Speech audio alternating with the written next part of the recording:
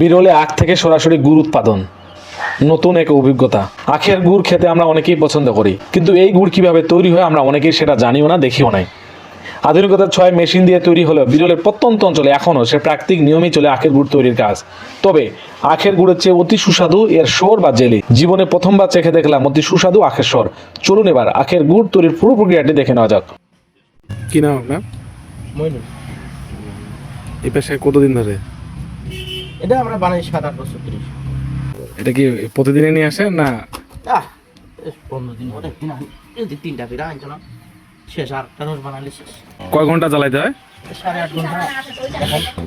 আর বেজার শীতের সময় তখন 10 ঘন্টা লাগে। খড়ি তো লাগে না, খড়ি এটার যেমন এটা দিয়ে হয়ে যাচ্ছে। এটা দিয়ে যায়। তাহলে আমরা প্রতিদিনই এটা রোজ বানাইতে সক্ষম, রোজ থেকে গুড় বানাইতে সক্ষম, তাই না? ভোর সকালে শুরু হয় আখ থেকে রস সংগ্রহের সেলে মেশিন চালানো। এরপর সকাল 11টা হতে প্রায় একটানা 7 ঘন্টা চুলো জ্বালিয়ে একটি কড়াইয়ে আখের রস হতে গুড় উৎপন্ন হয়। প্রতি মন আখ হতে গড়ে 3.5 কেজি গুড় উৎপাদিত হয়। আখ থেকে সরাসরি গুড় তৈরির প্রক্রিয়াটি মূলত আখ মাড়াই, রস সংগ্রহ, ছাকন এবং দীর্ঘ সময় ধরে জাল দেওয়ার মাধ্যমে সম্পন্ন হয়। শীতকালে বিশেষ করে নভেম্বর থেকে ফেব্রুয়ারি এই মাসে পাকা আখ মাড়াই করে রস বের করা হয়। এরপর বড় কড়াইয়ে জাল দিয়ে এবং প্রাকৃতিক উপায়ে শুদ্ধিকরণ করে বাদামি সোনালী রঙের সুস্বাদু আখের গুড় তৈরি করা হয়। আখ থেকে গুড় তৈরির ধাপসমূহ: ক্ষেত থেকে পাকা আখ কেটে পরিষ্কার করা হয়। এরপর ডিজেল, বিদ্যুৎ বা পশুচালিত মাড়াই কলের সাহায্যে আখের রস বের করা হয়। মাড়াই করা রস ছাঁকনি দিয়ে ছেঁকে ময়লা পরিষ্কার করা হয় এবং বড় লোহার বা তামার কড়াইয়ে ঢালা হয়। কড়াইটি মাটির চুলায় বসে উচ্চ তাপে জাল দেওয়া হয়। রস ফুটতে শুরু করলে ভেসে ওঠা ময়লা অর্থাৎ ফেনা ঝাঁঝরি দিয়ে ফেলে দেওয়া হয়। কয়েক ঘন্টা জাল দেওয়ার পর রস ঘন হয়ে গাঢ় বাদামি এবং সোনালী রঙ ধারণ করে এক পর্যায়ে রসকে আঠালো বা আধা তরল অবস্থায় নিয়ে আসা হয়। ঐতিহ্যগত পদ্ধতিতে কোনো কেমিক্যাল ব্যবহার করা হয় না। অনেক সময় রস পরিষ্কারের জন্য ভেন্ডি গাছের ডাটার রস বা ছাইয়ের পানি ব্যবহার করা হয়, যা স্বাস্থ্যসম্মত। উপযুক্ত ঘনত্বের পর নামিয়ে নিয়ে বড় পাত্রে ঠান্ডা করা হয়। কিছুক্ষণ পর তা জমে শক্ত গুড় বা পাতলা গুড়ে পরিণত হয়। বেশ কয়েক ঘন্টা রাখলে একটি প্রলেপ তৈরি হয়, যেটাকে আমরা সর বা জেলি বলে থাকি। এই সর বা জেলি খেতে খুবই সুস্বাদু। দিনে কতগুলো গুড় তৈরি হয়? দিনে 3 মণ 100 কেজি। এই গুড়ের চাহিদা কেমন? চাই এখানে গুড় থাকে না, গুড় দিতে পারি না। গুড় দিতে পারেন না? ভাই গুড় দিতে পারি। গুড় এখানে বিক্রি হয়। এখানে কি পাইকাররা নিয়ে যায় না সাধারণ মানুষ? খাওয়ার জন্য। কত করে কেজি বিক্রি হয়? 150 টাকা। কতগুলো গুড় বাইরে বাইরে থাকে? গুড় বাড়াবে 40 কেজি। 40 কেজি। কতক্ষণ লাগে এটা জ্বালাইতে? জ্বালাতে লাগে 8 ঘন্টা। কত করে বিক্রি হচ্ছে এখন?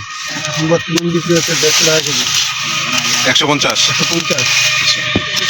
এখান থেকে নিয়ে যায় না কোথাও নিয়ে যায়? এখান থেকে শেষ। নো পাইকার না, খুচরা কাস্টমার। কতদিন হচ্ছে? 12-13 বছর।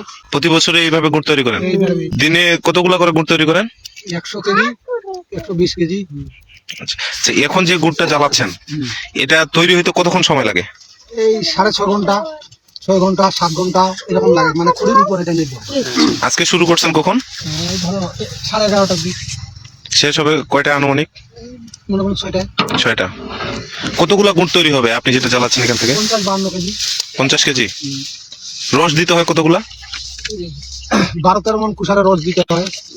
বিরলে আখ থেকে সরাসরি গুড় উৎপাদন করে মাঠেই বিক্রি করে থাকেন কৃষকরা। সরাসরি আখ হতে তৈরি গুড় নিতে সাধারণ ক্রেতাগণ হুড়োহুড়ি করেন। কে আগে গুড় নেবেন প্রতিনিয়ত চলে প্রতিযোগিতা।